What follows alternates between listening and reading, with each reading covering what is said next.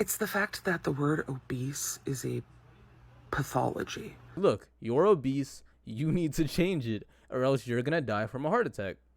Instead of actually, bettering your life and doing something about it, you want to say that obese is derogatory but fat isn't. Change yourself. So today we got another video on fat acceptance TikTok cringe. Again, just to remind you guys that the #1 killer in America right now is heart disease. So we gotta stop allowing people to accept being fat, playing this victim mode, this give up nature, whatever they have. And on top of that, they're allowing other fat people to stay fat. It's not good. It's detrimental to society, and we need to help these people. But before we help these people, we got to tell them that it's wrong. No, you shouldn't be fat. And then as soon as we break that down, then we got to help them get in the mood to work out, eat healthier, and do all those other things. So we can't let this happen. I choose to accept myself as is. I choose to radically accept to stop punishing and torturing myself. So she's accepting to stop punishing and torturing yourself. And all you guys know, everyone knows, that for you to get good things in life, you gotta put in work, you gotta go through pain, you gotta suffer in order to see rewards at the other side. So if you're just saying, okay, well, I'm just gonna be happy, I'm just gonna stop torturing myself and doing all this pain and suffering, well, then you're not gonna go anywhere. You're not gonna go anywhere in life because you're afraid of the pain and torture that comes with it. So everybody else is going through hard work, bettering their lives, and you're just sitting back, relaxing, and doing nothing, and that's why you have no definition. And yet they blame everything on being fat. Yeah, exactly. And the thing is, there's so many risks with bariatric surgery, and that's the big push. They really, really push bariatric surgery. So this guy is being mad that, I think for you to have better success on surgery, you have to be a lot skinnier and healthier, which is true. But on top of that, they're pushing surgery because he doesn't have the mental toughness to actually lose some weight. Okay, if you have an eating disorder, we can work through that. If somehow it's just so bad that you can't lose weight, maybe that's the only way. I'm sorry.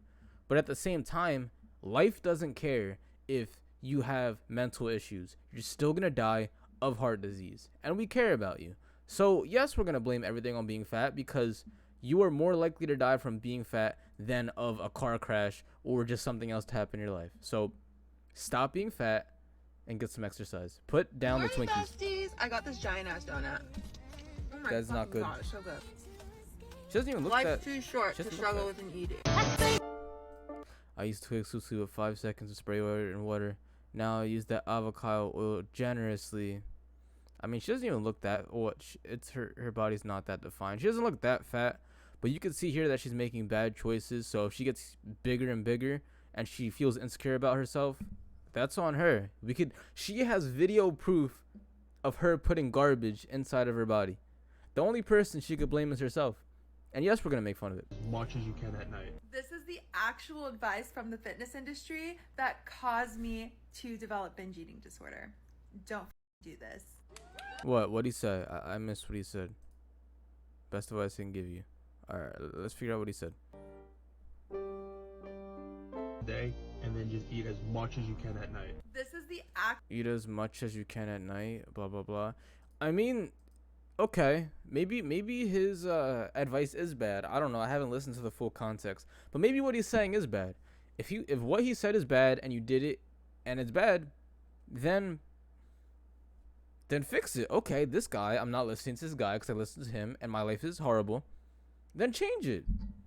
So yes, something bad happened. You listen to somebody bad, cool, but you got to fix it.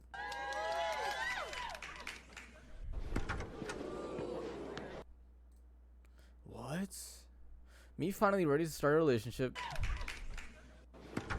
Me thinking every man is asking me out as a joke. I said this before. If you're fat, why are you trying to get into a relationship? You shouldn't be trying to get into a relationship if you're fat. Because already people have biases of, okay, this person doesn't work hard. If he's not going to work hard for me, he's not going to work hard in this relationship. And it's embarrassing walking around with somebody who's huge. It's like they don't want that. And you feel insecure about yourself. If you don't like yourself, what makes you think someone else is going to like you? Like, Instead of starting a relationship, go start a membership at a gym. And welcome to another episode of What I Eat in a Day for ED Recovery. One of the most important changes I've made to my diet is consuming my coffee after I eat breakfast, even if it's something small like this breakfast sandwich. Because that groggy, sleepy feeling is often just your body telling you it needs fuel. Although I did have 2 cups of coffee today. I'm also Not really. I mean, she said that groggy, sleepy feeling is because your body needs fuel. I mean, yes, but again, from my experience too, if I'm eating really healthy and eating healthy foods, I can wake up with no problem. As soon as I wake up, out of bed, easily, without even getting food first. I don't even need food immediately. Even though food is good and it helps you keep moving, if you're shoving, I don't know what that was, but it looked like some sort of sweet. You're throwing sweeteners in your coffee, and the sandwich had like cheese and bacon and all that Although stuff. I did have 2 cups of coffee Yeah, like what is this? Stop putting this in your body today. That's why you feel groggy. Also working on widening my snack options from chips and crackers, but you're gonna still see them in this video because I love them. They're so easy. I always eat one of these giant thistle It's salads. not totally for horrible lunch. though. love I them can't so eat too much. And a comforting bowl of ramen to finish. Ramen's not good for you.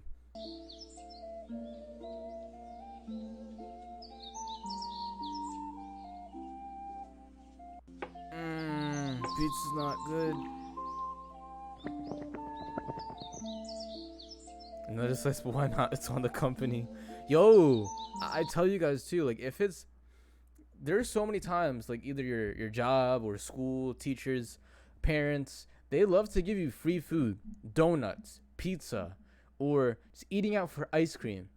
All this free stuff you have to learn to reject. If you don't reject, you're like, oh, it's free, why not? Let me take the opportunity. You're gonna get fatter. Life doesn't care if your parents gave you something for free and you're like, oh yeah, let's have a good time, let's go eat some ice cream. Life doesn't care, your body doesn't care. It's still gonna get fat, you're still gonna have, mental issues, you're gonna be depressed, and you're gonna look ugly. So it doesn't matter if you get stuff for free. You're still gonna be humongous, and you're still not gonna like yourself. Just because I may not like my body doesn't mean I don't like myself. What? I mean, if you loved yourself or liked yourself, wouldn't you care about your body? Every single day, you're waking up out of bed, you look yourself in the mirror. Why should you be proud that you have a double chin and you look like a muffin? Why should you be proud? I don't understand that. This commenter is asking if I can go into more detail on why obese is a derogatory term, but fat isn't. They said that all that they came up with is that obese is a medical term that might not apply. So first of all, I only speak for myself. I don't speak for all fat people or all people that share my marginalizations. I try to only speak from my own perspective. But for me, it's the fact that the word obese is a pathology. It is a word that they decided to create to make my body size a medical problem. Let's define obese, right? Define obesity. Obesity is a state or condition of being very fat or overweight. I mean, there's overweight, you could be skinny fat. Like you're fat, like you're skinny, but you have fat to where you could have a big stomach, but you still look decent. Like you could probably fit in good clothes, and when you take your shirt off, you're still fat. But there's obese to where you're very fat, to where your body starts becoming super disproportional. Maybe you don't have a double chin, you have a triple chin, and you're huge, walking muffin. So I do think it's a term, yes, to say that you're very fat and you need to change it, but it's a wake-up call. Like, look, you're obese, you need to change it, or else you're gonna die from a heart attack. And instead of actually bettering your life and doing something about it, you want to say that obese is derogatory but fat isn't. Change yourself. Food is fuel for life. You deserve to eat even if you haven't done anything today. Honestly, I think Humpty Dumpty is more defined than this. You don't like the way you look. You feel like you've eaten too much. You've gained weight. You're going out later. You need it to stay alive. Do not punish yourself. So they said that in this little motivational fat people speech that it's okay, you're overweight, you feel like you've eaten too much, it's okay, you're going out, your body does too much for you, you probably should still go out and have that nice good dinner with your family, it's okay. But each day you're just getting bigger. Like, honestly, if I know it's, it could be holiday seasons or you want to eat and have a good time with your family. If I had to choose eating out with my family and getting a heart attack, or not eating out with my family, rejecting the family dinner, but not dying of a heart attack, I'm not dying of a heart attack. I'm losing weight, getting like skinnier and healthier. And then next year, or maybe even like a month or something, if I want to eat out with my family again, while I'm less huge, I can do that.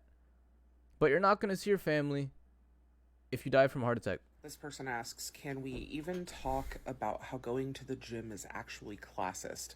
Like, if you're disabled and you don't have any money, how do we go to the gym or the pool? Yes, 100%. Let's talk about this. Gyms are expensive. And even I think the cheapest gym that I've ever found was like Planet Fitness. Yep, like $10 a month? Was pricey. $10 a month is and pricey? For a lot of disabled people, especially disabled people who are on a fixed income, they can't afford any extras. They can't afford $10 a month. They can month. barely get their bodily needs met, let alone get $10 extra a month. money to go to the gym. And then you factor in also transportation to and from the gym. If they don't have their own transportation, then they... So you can't just go outside and run. And even if there is not space to run, maybe it's a bad neighborhood, you can't jump rope.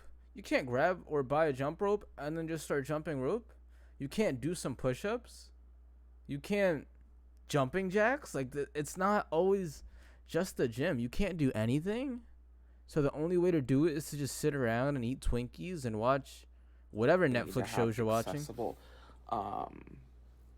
transportation to get to and from the gym. You could run to the gym. Also, if you use public transportation, you have to make sure in a lot of cases that there are full, clear sidewalks. Like if you're a non-ambulatory wheelchair user and you want to go to the gym and you do not have a car and you want to use public transportation, you have to make sure that the route from your home to whatever bus stop you use, whatever transportation stop you use, and then any transfer in between, and then from the last drop off to the gym. They're just making it so complicated, and they're like, all right, well, let me just start making a bunch of obstacles and just thinking about the problems that I could have if I went to the gym. And they're still not thinking of, heart disease. Doesn't care about your problems. Heart disease does not care about your problems. It doesn't care if you can't afford a gym, or you can't walk to the gym, or even if you're disabled. Heart disease doesn't care. It's still going to kill you. And there's nothing you're going to be able to do about it if you're just sitting around eating Twinkies all day and posting random stuff on TikTok. And he's just yapping throughout this entire video. So this is it, man. Like if you're fat, you have to change it. If you don't change it, heart disease. I'm just going to pull this up every video. Heart disease, heart disease, heart disease. Number one killer. Number one killer in America. Oh, I live in a bad neighborhood. I can't run outside and I'll get stabbed or I'll get robbed. You're going to get robbed of your life if you don't do something. Heart disease. Stop being fat.